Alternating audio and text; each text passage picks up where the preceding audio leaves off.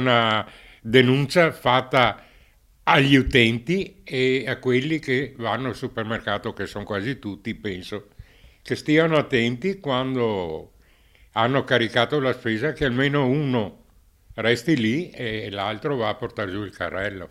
A raccontare la disavventura vissuta un pensionato di Preganziola che sabato pomeriggio insieme alla moglie si è recato a Liperlando a fare la spesa.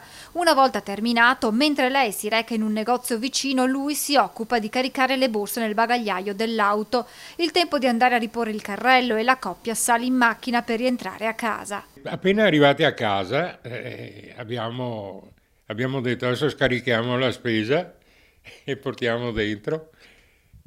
Fatto sta che quando ho aperto il portabagagli, la spesa non so dove sia andata a finire, ma era vuoto completo.